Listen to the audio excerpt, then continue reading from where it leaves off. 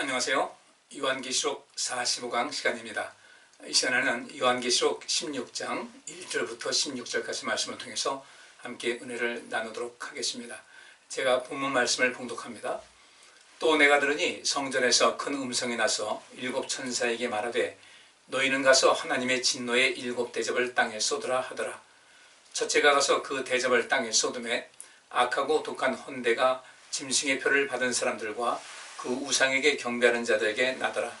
둘째가 그 대접을 바다에 쏟음에 바다가 곧 죽은 자의 피같이 되니 바다 가운데 모든 생물이 죽더라.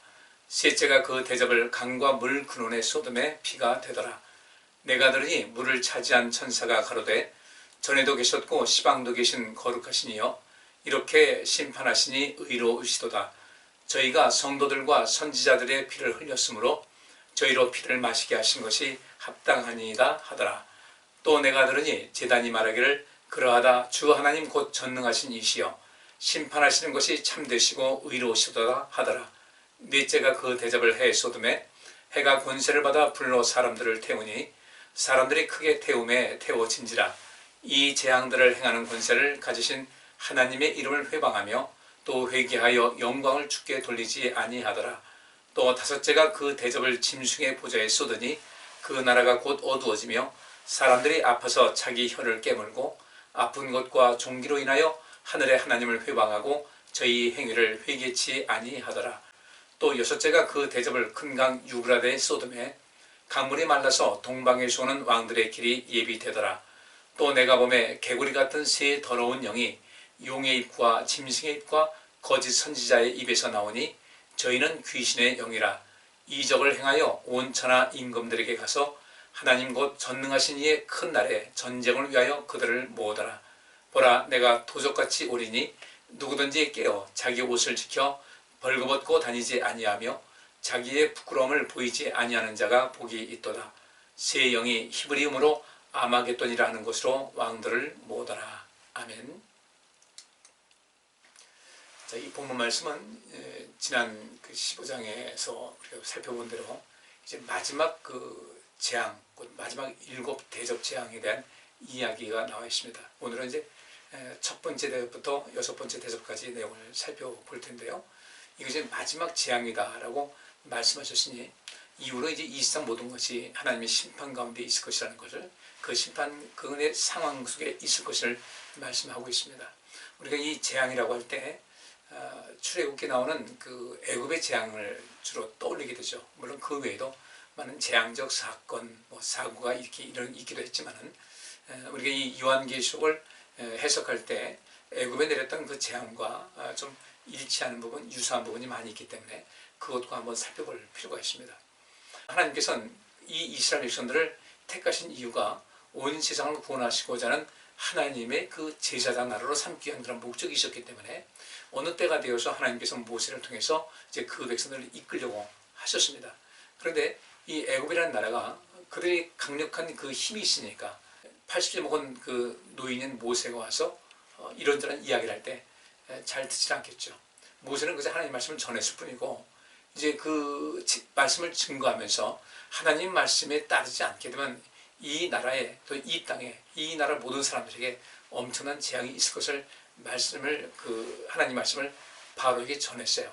그럼에도 불구하고 바로는 끝까지 버티다가 결국 마지막 열 번째 재앙, 그 모든 사람이든 짐승이든 초태생은 다 죽는 그 재앙을 겪은 다음에야 이스라엘 백성들을 보냈죠. 보내고 나서도 또 그 미련이 남아서 그들을 또 뒤쫓다가 엄청나게 많은 군사들을 홍해에서 잃고 말았습니다. 사실 이 말씀 모든 걸 보면은 사람들이 참 어리석다는 것을 이 말씀을 듣는 우리 모든 성도들은 그렇지 않으면 좋겠어요. 또 우리뿐 아니라 하나님 믿는 모든 백성들은 그런 어리석음이 없으면 좋겠습니다. 그 10가지의 그 재앙을 당하고 그 재앙 때문에 고독한 시련의 시간을 거쳤음에도 불구하고 그들은 돌이킬 줄 모르더라는 것이죠. 그래서 이 요한계시록 내용도 마찬가지입니다. 이 일곱 대접의 그 재앙을 살펴볼 때도 비슷한 부분이 있습니다만 그런데 애굽에 내린 재앙은 한시적이었어요. 어쨌든 그 재앙은 분명히 끝이 있었어요. 근데 이 요한계시록에 나오는 이 재앙은 이 말씀은 그러니까 마지막 재앙이라고 했습니다. 이에 대해서 더 이상의 재앙은 없다. 여기서 완전히 모든 것을 심판하신 것이 되는 것이죠. 우리 인생도 역시 마찬가지입니다. 이 일곱 대접의 재앙이 오늘 내용 보니까 뭐 바다가 피로 변하고 뭐 여러 가지 내용 나옵니다. 도저히 사람이 살 수 없는 그런 그 주변 환경이 펼쳐지는 것을 볼 수가 있는데, 사실 그렇게 오는 재앙이나 우리가 죽음을 맞이할 그 순간이나 실상은 이제 더 이상 기회는 없다는 면에서 어떤 그 일치성을 보이고 있는 것이죠. 어쨌든 애굽에 내린 재앙은 처음이 있었고 끝이 분명히 있었어요. 그런데 이 오늘 본문에 나오고 있는 그 일곱 그 대접 재앙은 이제 모두 완전히 더 이상 존재할 수 없는, 사람이 존재할 수 없는, 생명체가 존재할 수 없는 어떤 마지막 완전히 종결되는, 애굽의 재앙은 멈췄지만 그 애굽의 역사는 이어지지 않았습니까? 근데 이 일곱 대접 재앙은 그야말로 하나님의 모든 심판이 완결되어져서 이제 그 다음은 없다. 이제 결국 그 마지막 종착역, 생명이냐 죽음이냐 이 두 가지밖에 없는 이런 상황인 것을 알 수가 있는데요. 이 일곱 대접 재앙에 대해서 한번 살펴보면서요, 이것이 우리 시대에 올 것인지 우리 또 안 올 것인지는 잘 알지 못하고 있어요. 우리가 여러 가지 생각을 할 필요가 있습니다. 먼저 이 일곱 대접 재앙의 내용을 이렇게 싹 살펴볼 때요, 그 재앙이 계속 임합니다. 임하면서 임하는 가운데 사람이 참 살 수 없는 그런 아주 극한 상황까지 몰리게 됩니다. 바다가 피같이 돼서 바다에서 단 하나의 생물도 살 수 없는 그런 상황이 됩니다. 또 태양이 강력한 빛을 발하는데 그 빛을 조절할 수 있는 어떤 그 하나님의 손길이 임하지 않기 때문에 이 세상을 태운다고 그랬어요. 태운다고 해서 뭐 불로 태우는 것 같지는 않고 모든 식물을 마르게 하고, 또 식물만 마른 뿐 아니겠죠. 그것은 이 농업할 수 있는 그런 모든 상황도 안 되니까 곡식을 거둘 수도 없고 과실을 거둘 수도 없고, 이러다 보니까 점점 무슨 문제가 되겠습니까? 물이 부족합니다. 그 다음에 식량이 어떤 부족하게 됩니다. 이제 모든 것이 이제 갈급하게 되는 거죠. 물이 공급이 제한될 수밖에 없는 것이고, 또 식량도 역시 마찬가지고, 그러다 보면 어떻게 되겠습니까? 이런 모든 자원이 부족하다 보면은 자연히 인종 국가끼리 전쟁을 벌일 수밖에 없는 것이죠. 그 전쟁을 벌일 수밖에 없는 그런 상황 속에까지 이제 본문 말씀이 나오게 됩니다. 그리고 그 속에서 결국 이제 이 모든 세상이 그들의 전쟁으로 인해서 완전히 파괴되는 이런 것을 가지고 올 수가 있다. 그리고 또 한 가지 우리가 관심 가질 것은, 분명히 그 애굽에 내린 재앙은 첫 번째, 두 번째, 세 번째 재앙이지 않습니까? 이 모든 물이 피로 변하는 것, 그 다음에 개구리가 나오는 것, 이가 나오는 것, 그 다음에 네 번째 재앙이 이제 파리떼가 창고라는 이런 그 재앙이 나오는데, 그때부터 마지막 그 장자가 죽는 이런 모든 곳에서는 앞에 세 번째 재앙까지는 이스라엘 백성들도 그런 그 재앙에 노출될 수밖에 없었는데, 네 번째 재앙부터는 하나님께서는 이스라엘 백성들에게 그 재앙을 당하지 않게끔 보호하시는 것이 나오고 있어요. 근데 오늘 이 본문 말씀 일곱 대접의 재앙을 볼 때 여기서는 하나님의 백성들을 어떻게 보호하셨다는 말씀이 나오질 않습니다. 전혀 나오질 않아요. 그래서 이 일곱 번째 재앙, 일곱 개의 그 재앙, 대접 재앙을 우리가 풀이할 때 과연 이때 그 하나님 백성들, 구원받은 하나님의 백성들은, 하나님 자녀들은 과연 어디 있을까? 그래서 저는 저 나름대로 이것을 해석하기를, 이 일곱 대접 재앙이 임할 때는 우리 주님께서 이 땅에 오신 다음에, 또 구원받은 사람들 들림받은 다음에 이 땅에는 오롯이 구원받지 못한 사람들, 이마에 짐승의 표를 받은 사람들, 구원받지 못한 사람들, 사단에 속하고 짐승에 속하고 거짓 선지자의 말에 완전히 미혹돼서 하나님을 끝까지 대항하고 저항하는 그런 사람들만 남아있는 가운데, 그들을 심판하시기 위한 하나님의 그 재앙, 일곱 재앙이 여기 나타나는 것 아닌가 하는 그런 저 나름대로의 생각을 해보게 됩니다. 왜냐하면 이런 엄청난 재앙 속에서 바다가 다 피로 변해가지고 어떤 생물도 살 수 없다 했을 때, 하나님께서 구원받은 백성들을 그렇게 그 고통스러운 현장에 놔둘 리가 없는 것이죠. 그래서 여기 본문 말씀에 아마겟돈 전쟁도 나오는데, 그런 모든 것은 하나님께서 이제 구원받은 백성들을 이미 저기 하늘로 불러 올리시고 주님께서 이제 이미 또 자기 나팔을 불고 나팔선께 임하실 때 그때 이제 들림받도 말씀하고 있지 않습니까? 이제 그 다음에 나타나는 그 모든 현상, 하나님을 거역하고 믿지 않은 그런 모든 사람들, 그 안에는 무늬만 그리스도인 사람들도 거기 포함이 되겠죠. 아마 상당히 많은 무리가 거기 포함될 것이라고 생각을 합니다. 그들이 결국은 그 하나님의 재앙이 임하게 되죠. 그리고 우리 15장에 있는 말씀대로 그 천사가 이제 7 대접을 가진 그 천사들이 성전에서 나온다고 하지 않았어요? 그래서 그 성전에 나오는 것을 제가 이렇게 말씀드렸습니다.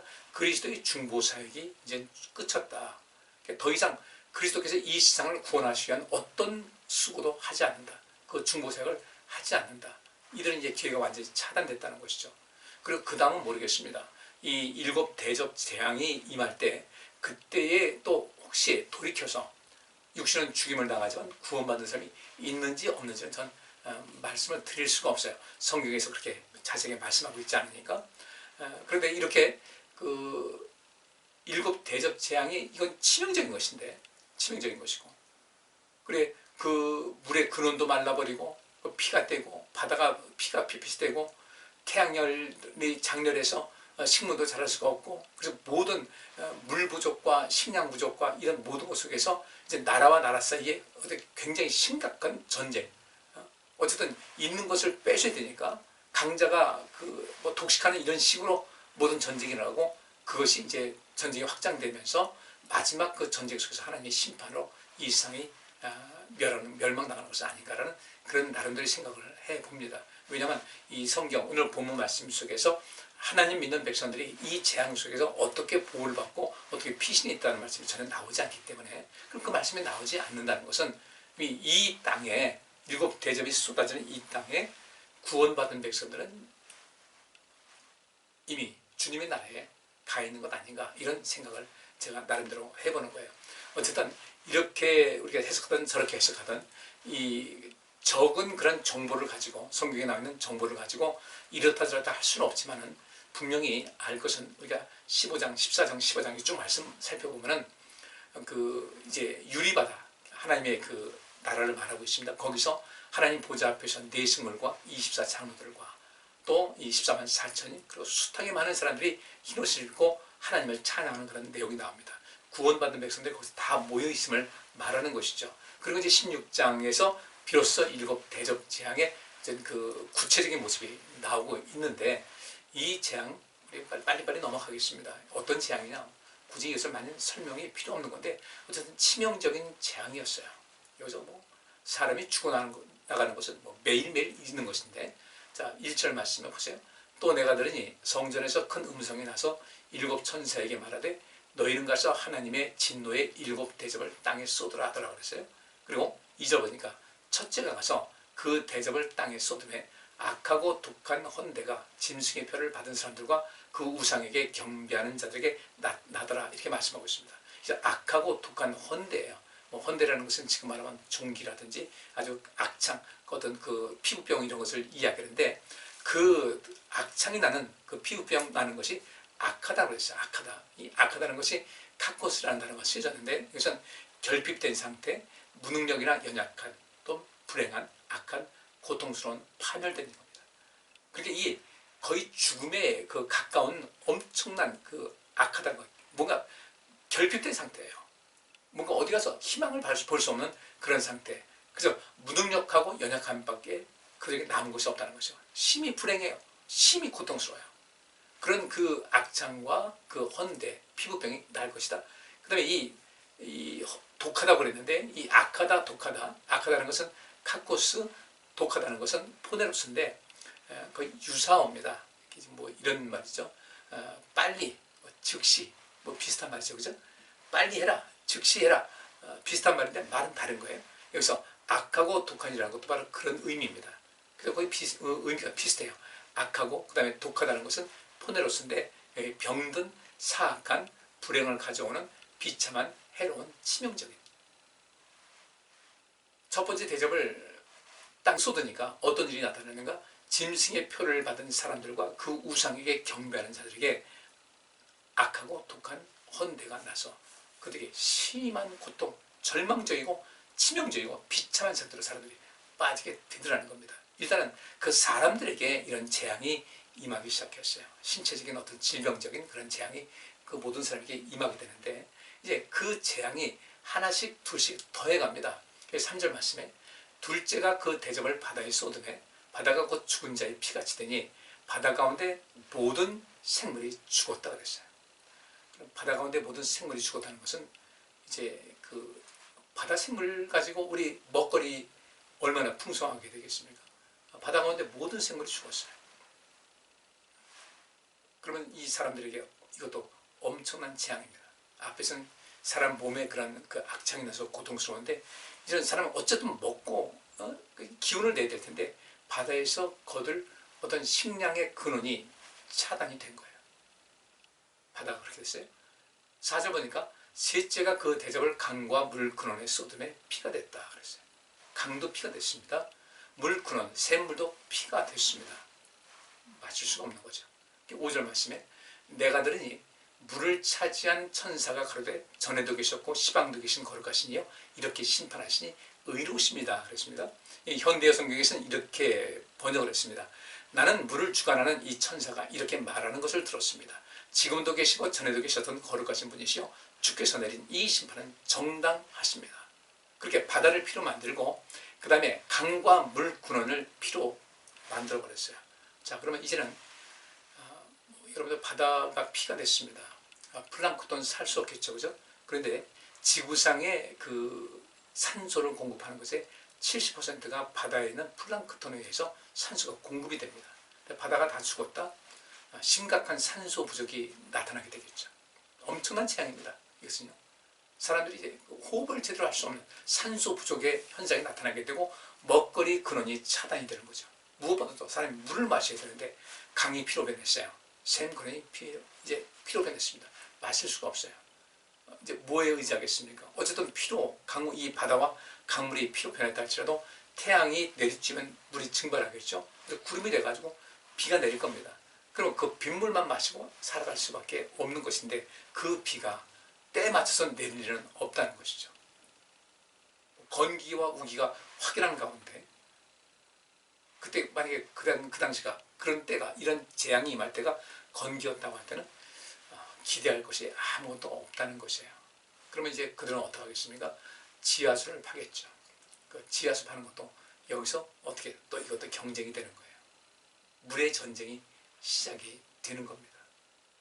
점점 각 국가 간에 또 개인 간에 이제 분쟁과 다툼과 이 목숨을 지키고자 하는 치열한 싸움이 여기서 나타나게 됩니다. 단순하게 뭐 바다가 피가 됐다, 뭐 강물이 피가 됐다, 또 생선이 피가 됐다 이 정도로 끝나는 것이 아니라 그 이후에 파급되는 이런 모든 것, 식량의 결핍과 물의 결핍과 또 이런 자원의 결핍과 또 이런 모든 공기를 마시는 이런 것도 부족하고 모든 것이 어려운 상황에서 이 재앙은 정말 엄청난 혼란, 과연 이런 그 재앙을 우리가 한번 상상 한번 해보시자고요. 이렇게 극도로 모든 것이 이 세상 모든 것이 파괴되는 그런 것으로 이어지게 되는 겁니다. 여기 셋째까지 나왔어요. 그 다음에 이 셋째가 나오는데 여기 이렇게 6절에 이렇게 말씀하고 있습니다. 저희가 성도들과 선지자들의 피를 흘렸으므로 저희로 피를 마시게 하신 것이 합당합니다.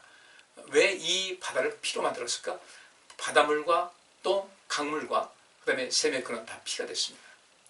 어떻게든 그들은 그 속에서 순수한 물을 얻기 위해서 애를 쓰겠죠. 근데 성경은 이렇게 말씀하고 있습니다. 저들이 왜 이 피로 변한 이것을 통해서 겨우 물을 얻을 수가 있을까? 그럼 피를 마시는 것 같은 그런 고통을 겪을 수밖에 없는가? 저들이 성도들과 선지자들의 피를 흘렸으므로 저희가 피를 마시게 하신 것이 합당하다. 하나님께서 그에 맞는 그에 합당한 형벌을 내리는 거예요. 심판을 내리는 겁니다.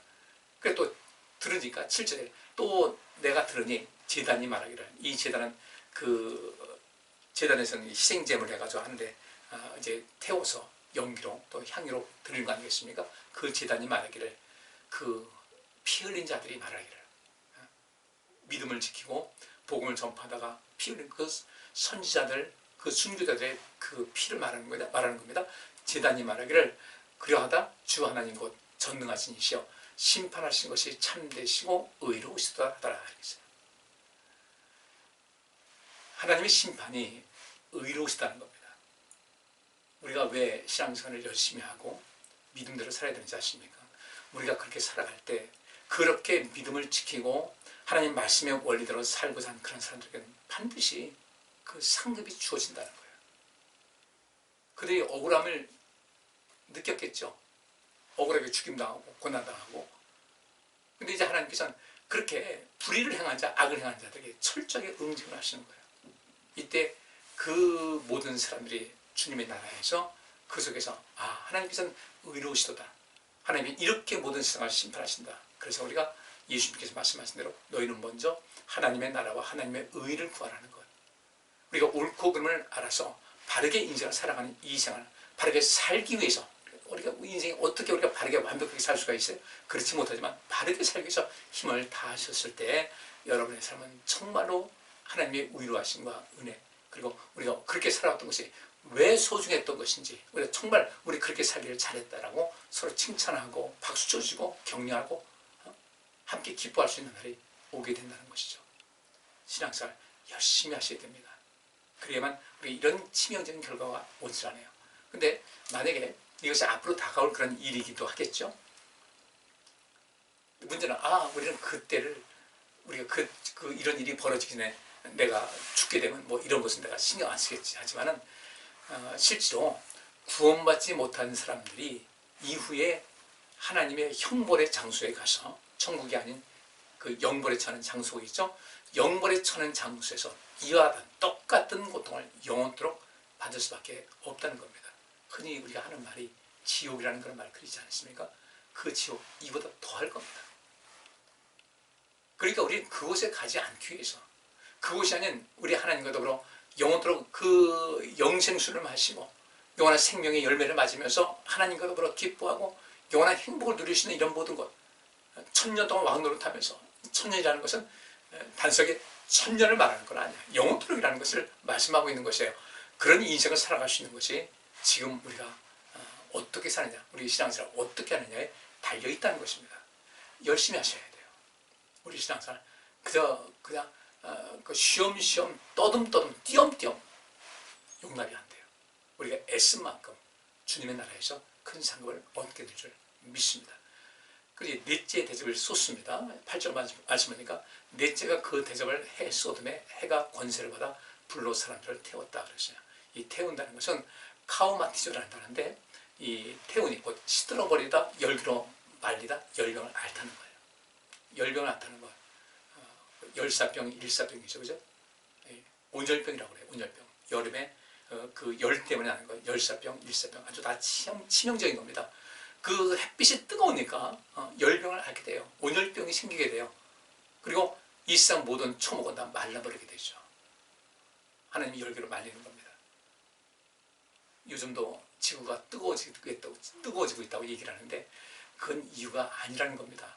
그래서 9절에 결국 하나님께서 그 대접을 해에 쏟았어요. 이렇게 대접을 해에다가 직접 쏟은 것이 아니라 그 해가 그 여기 남아있는 사람들에게 재앙이 되도록 역사하신 겁니다. 하나님이 재앙이 임하는 것인데, 그래서 9절 말씀에 사람들이 크게 태움에 태워진지라 이 재앙들을 행하는 권세를 가진 하나님의 이름을 회방하며 또 회개하여 영광을 주께 돌리지 아니하더라. 이러면 회개해야 되지 않습니까? 돌이키고 회개해야 될 텐데 회개를 안 하더라는 거예요. 참 놀라운 사실이에요. 사람이 그렇게 완악합니다. 우리가 이렇게 하나님 믿게 된 거 감사하죠? 자, 지금 여기서 내가 교회 나와서 교회 신앙이로 등록을 했다. 등록교인이다. 내가 뭐 학습받았다, 세례받았다, 뭐든 직분받았다. 이게 중요한 것이 아니에요. 나더러 주여 주여 하는 자마다 천국에 다 들어갈 것이 아니라는 그 말씀대로 우리는 주님의 그 온전한 구원의 안전지대에 우리는 항상 머물러 있어야 되겠다는 거죠. 경계선에 있지 마세요. 열심히 안으로 들어오세요. 열심히 주를 위해서 봉사하세요. 충성을 다하세요. 하나님의 은혜를 깊이 감사하고 살아가세요. 감사 절대 잊지 마세요. 내 것 챙기려고 하지 마세요. 하나님께서 우리에게 은혜를 주셨는데 그 모든 것이 다 주님 것인데, 우리 찬송하지 않습니까? 다 주의 은혜였다. 주의 은혜였는데 우리는 여전히 내 욕심에 빠져가지고 인생 살아가는 것, 그것이 육신의 정욕입니다. 안목의 정욕입니다. 이생의 자랑입니다. 이 세상 자랑하다가 우리는 얻을 것이 없어요. 이 엄청난 재앙, 우리가 이때 이런 그 심판이 임했을 때 이 땅에서도 이런 심판을 당하지 말아야 돼요. 근데 이 땅에서 면했다, 나중에 세상 떠난 다음에 우리가 구원받지 못한 사람이 되면 결국 이보다 더한 고통을 영원토록 고통받을 수 있는 것인데, 우리 신앙생활 정말 온전하게 해야 될 줄 믿습니다. 하나님과의 관계 잘하세요. 절대로 하나님 앞에 인색한 마음도 갖지 마시고요. 늘 하나님께 감사함만 가지고 인생 살아가세요. 내 육신 피곤하다 해서 주일 멀리하지 마시고 열심히 하세요. 어제도 어느 교회 제가 행사에 있어서 갔는데 주방에서 봉사하는 분들이 있어요. 오신 목사님들, 후손님들 대접하는데 70대 중반, 80대 되신 분들도 와서 봉사를 하고 계셔요. 우리 몸을 조금 우리 몸 피곤하다, 혹시 우리 할 일은 다 하면서 피곤하다고 주님 앞에 부끄럽지 않은 삶을 살아가야 돼요. 주님께서 너 할 일 다 하면서 왜 주일 할 때만 피곤하냐, 내일만 중요하냐, 내일도 중요한데 넌 왜 이렇게 나 앞에서 인색하냐, 은혜 달라고 하고 어려움이 있으면 나에게 도움 달라고 하면서 왜 나는 내가 필요할 때 이것을 내가 했으면 좋겠다 할 때 왜 이리 빼고 저리 빼고. 성경에 나와 있죠. 나 소를 좀 샀는데 소 살 필요 가야 됩니다. 누가 아는 사람 결혼식 한다고 그러는데 가야 됩니다. 그때 임금이 그들 다 물리치고 길에 있는 사람들 아무나 불러오라. 우리 이렇게 온 기회를 놓치지 말고요. 교회 밖에 있는 사람들만 이런 재앙당하는 것이 아니에요. 교회 안에 있는 사람들, 교회 안에 있는 사람들, 그 중에도 이런 재앙에 빠질 사람들이 많이 있다는 겁니다. 저는 우리 성도들 중에 한 분도 그런 사람이 없으면 좋겠어요. 또 그래야 될 줄 믿습니다. 10절 보니까 다섯째가 그 대접을 짐승의 보좌에 쏟으니 그 나라가 곧 어두워지며 사람들이 아파서 자기 혀를 깨물고 아픈 것과 종기로 인하여 하늘의 하나님을 회방하고 저희 행위를 회개치 아니하더라. 다섯째가 재앙을 대접을 쏟았어요. 그랬더니 그 어디다 쏟았냐면 앞에는 태양에다 쏟았다고 그랬어요. 태양에 어떤 그들이 재앙이 되도록 한 것이죠. 이번 짐승의 보좌에 쏟았어요. 그 하나님 믿는 백성들을 악하게 하고 모든 사람들을 하나님과 멀리하게 해서 많은 사람을 미혹해 하는 그 영들, 그 짐승의 보좌에 쏟으니까 그 짐승의 나라가, 하나님을 대적하는 그 짐승의 나라가 어두워지고 그때부터 사람들이 큰 고통 중에 빠지면서 자기 혀를 깨무는 겁니다. 자기 혀를 깨무는 것이 뭐예요? 자진한다는 거죠. 자진. 내 혀를 깨면 내가 죽겠다. 그렇게 고통스러운 상황이 된다는 거죠. 그들이 그 아픈 것과 종기로 인해서 너무너무 고생하는데, 문제는 또 앞에 9절 말씀 있는 대로 그들이 회개치 아니하더라 이거예요. 이런 그 고통이 왔는데, 이런 재앙이 왔는데도 회개치 아니하더라. 하나님 앞에 내 죄를 회개하고 고백하고 또 삶을 돌이키는 회개를 하고 또 믿음의 방법을 살고자 우리 삶이 서서히 주님을 향해서 가까이 나가고 생명의 길로 향해서 인도에 우리가 나아가게 된다고 할 때 우리는 그때 그래서 안전함을 누릴 수가 있는 것인데, 우리 성도님들 어떻습니까? 혹시 이 말씀을 들으면서도 여전히 변화되지 않는 그런 모습으로, 그래서 이 땅에 우리가 천년만년 살 것도 아닌데 나중에 세월 지나면 내가 뭔가 하고 싶어도 내 육체 체력이 떨어져서 못할 수 있는데, 기회를 놓칠 수가 있는데, 혹시라도 그 기회를 우리 찬송에 있는 대로 어두운 밤 쉬되리니 내 직분 다해서 내 힘을 다해서 우리 지금이 매우 중요한 시기라는 것을 아시고 하나님 앞에 가까이 나가서시고, 세상을 향한 것이 있다면 우리가 하나님을 향하시고 믿음으로 사시어서 여러분들 꼭 이 안전지대, 영원한 생명의 안전지대에 머무르시기를 주 이름으로 축복합니다. 근데 이들은 그렇게 고통당하면서도 고통당하면서 더 하나님을 회방한다는 거예요. 회방하는 것이 뭐예요? 중상하다, 비방하다, 모독하다. 하나님께 감사할 줄 모르고요. 원망과 불평을 잊지 않는 거예요. 회개하잖아요. 나중에도 마음을 바꾸고 나중에 알아차려서 내가 잘못 살았구나. 그래서 이 대접 재앙이 임했을 때라도 돌이키는 사람이 있으면 좋겠는데, 말씀 보니까 돌이키는 사람도 없을 것 같아요. 죽어가면서도 이를 바득바득 갈면서 하나님은 충성하고 모독하는 사람들로 가득한 세상이 됐다. 우리 지금 정신 바짝 차리고 주님과 더 친밀한 삶을 누리시기를 간절히 바랍니다. 그래서 이제 여기 또 12절 말씀에 그런 말씀이 있죠. 또 여섯째가 그 대접을 큰 강 유브라데의 쏟음에 강물이 말라서 동방에서 오는 왕들의 길이 예비되더라, 이렇게 말씀을 하고 있습니다. 자, 여기 이 말씀에 보면요, 여섯째가 그 대접을 했다. 그러면 이 여섯째가 대접을 쏟을 때 큰 강 유브라데, 이 유브라데 강은 여러분 잘 아시다시피 고대 그 바벨론 제국이 융숭하게 발전하는 데 있어서 큰 근본이었던 강입니다. 이 터키 지방에서 흘러내려가지고 지금 말하면 걸프만으로 이어지게 되고, 그 걸프만이 이어지기 그 직전에 이제 이 동쪽으로 티그리스 강과 이제 합류해서 그 당시에 애굽 문화는 나일강, 그 다음에 위에 그 고대 바벨로니아 제국, 또 지금도 바벨론, 지금은 그 유프라데스 강이 흐르는 것이 지금 이라크 지방입니다. 그쪽으로 흐르는 그 강인데, 그 강이 때로는 이 이방인들, 그 적들을 침공할 때 방어 전선도 됐겠죠. 우리 유교 났을 때 그 한강 자체가, 한강 다리를 왜 끊었겠어요? 북한군이 계속해서 탱크 밀고 들어오니까 그 모든 그 사람들은 어떻게든 뭐 물에 부표를 넣고 건너온다 할지라도 그 장비들은, 군 장비들은 어쨌든 넘어오는 것을 시간 벌기 위해서 그렇게 한 것인데, 이 유브라데 강이 말라버렸어요. 그래서 동방에서 오는 왕들의 길이 입이 됐다 그랬습니다. 그럼 이게 무슨 얘기예요? 전쟁이 온다는 거죠.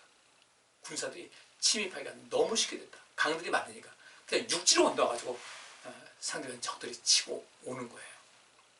이런 일이 있다는 겁니다. 이것이 뒤에 보면 아마겟돈 전쟁이라고 이제 저는 연관을 시키는데, 안전치가 못하다. 있는 대로 태양이 장렬해가지고 식물도 잘 구할 수가 없어요. 바다는 거기서 생물이 다 죽었어요. 물의 근원들도 자꾸 피만 나와요. 지하수 가지고 겨우 먹는데 안 되니까 여기서 어쨌든 지하수가 나오는 것을 찾아야 되겠다 해서 힘 있는 나라들이 오면서 전쟁이 벌어지게 되고, 나중에 결국 이 세상이 그렇게 여기 땅에 남은 사람들에 의해서, 구원받지 못하게 땅에 남은 사람들에 의해서 그 전쟁에 의해서 이 지구는 멸망하게 될 것이다 라는 것이 제 그 의견입니다. 13절 보니까 또 이제 봤어요. 6번째 대접을 쏟았을 때 큰 강 유브라데가 말라서 동방에서 오는 왕들, 그 침입하고자 하는 그런 군사들이 그 바로 공격에 들어올 수 있는 이런 상황이 됐고, 또 내가 보니까 개구리 같은 새 더러운 영이 용의 입과 짐승의 입과 거짓 선지자의 입에서 나왔다 그랬습니다. 여기서 뭐겠습니까? 개구리, 애굽의 재앙에서 개구리, 어마어마한 그 개구리들이 하수에 있던 것에 다 몰려가지고 궁중이든 사람이 집든 해가지고 난리를 친 거예요. 깜짝 놀라가지고 백성들도 원망이 찾아하고, 왕이 된 원망이 찾아하니까 모세에게 사정을 해서 다 거두가 달라. 이 개구리를 모세가 명해서 불러들이니까 애굽의 술객들도 그 일을 했거든요. 근데 애굽의 술객들은 개구리는 동원을 시켰는데 물리치지 못했어요. 근데 모세는 그들 물리칩니다. 그것을 다 돌아가게 했는데 돌아가지 못한 그 개구리들이 온 곳에 쌓여가지고 그것을 한 대 모았겠죠. 부패합니다. 전염병 돌겠죠. 악취가 나죠. 그 고통인데, 이 개구리 같은 새 더러운 영이라는 것은 이 세상을 악취나게 하는, 이 세상을 망가지게 하고 부패하게 하고 병들게 하는 그 영이 어디서 나오는가? 용입니다. 사단이죠. 짐승의 입, 사단이 추종하는 그 또 우두머리입니다. 이 짐승의 입이라는 짐승은 결국은 누구를 말하는가? 이 세상의 권력자들을 말하고 있어요. 정치 권력이든 경제적인 권력이든 어떤 문화적인 권력이든 체육적인 권력이든 이 힘 있다는 그런 사람들의 입에서 온갖 더러운 영이 나오기 시작합니다. 또 거짓 선지자의 입에서 나오게 됩니다. 여러분, 사단은 온갖 거짓과 가문이설과 속이는 말로 그 아담과 하와를 그 범죄케 해서 에덴 동산에서 추방되게 한 그 사단이, 그를 따르는 이런 모든 이생 권력자들, 힘 있는 자들, 또 거짓 선지자의 입을 통해서 우리 영을, 사람들을 미혹할 때가 온다는 겁니다. 물론 이때는 우리 하나님 믿는 백성들이 그렇지 않겠지만 이런 상황 속에서 큰 고통이 온다는 거예요. 그 더러운 영, 여기 더럽다는 말이 아카다르토스라는 것에 불결하고 깨끗하지 않고 속죄되지 않는 영혼의 더러움, 온갖 하나님을 대적하게 하고 잘못된 것에 빠지게 해서 악하게 만드는 이런 모든 속에서 우리가 온전해야 되는데, 놀라운 것은 이러한 그 영적인 더러움은 전염성이 있어서 하나님을 멀리하게 한다는 것이죠.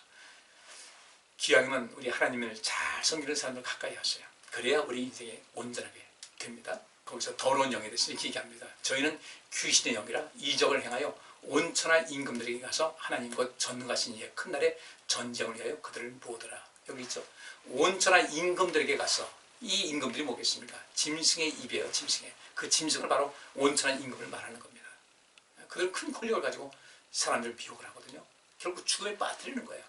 그래서 우리는 이 세상에서 우리가 온전한 지도자가 돼야 되고, 또 이 세상의 지도자라는 사람들을 잘 봐서 저들이 과연 어떤 삶인가, 저들이 추구하는 것은 무엇인가를 정확하게 보고 우리가 판단하셔야 돼요. 그러면서 주께서 이렇게 말씀하십니다.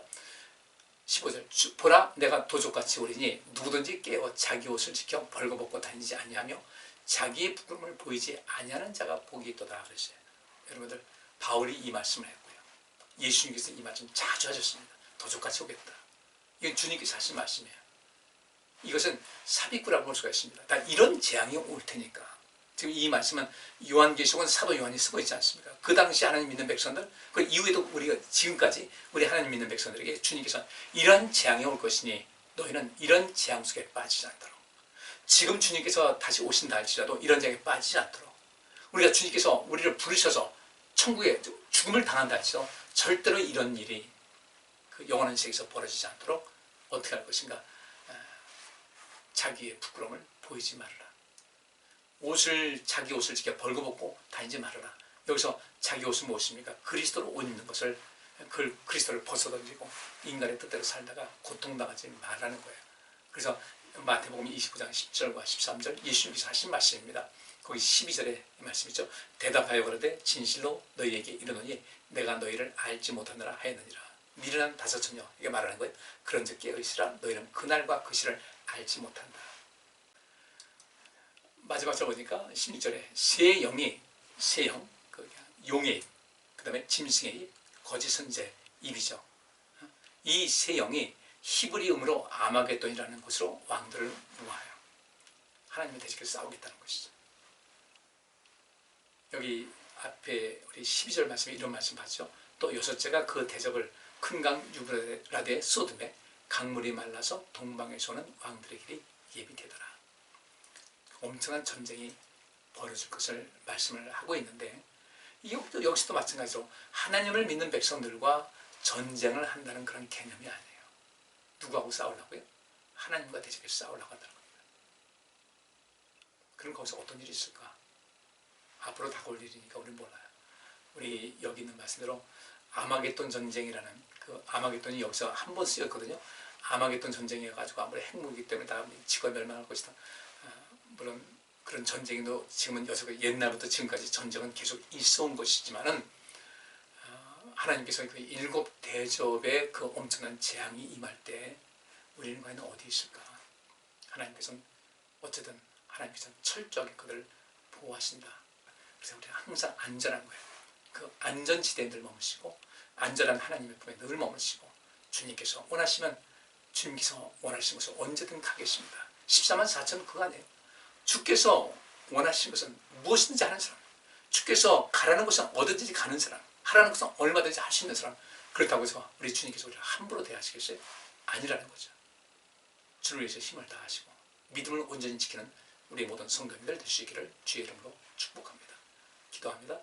하나님 감사합니다. 저희들 이 일곱 대접 재앙을 살펴보면서 우리가 진정한 하나님의 평안과 안전지대에 머물기 위한 그런 삶의 열심과 충성된 마음, 참 믿음을 갖고 살아갈 수 있도록 우리 모두를 성령으로 충만케 하시고 우리를 도와 주옵소서. 예수 그리스도 이름으로 기도하옵나이다. 아멘. 오늘 여기까지 하겠습니다. 감사합니다.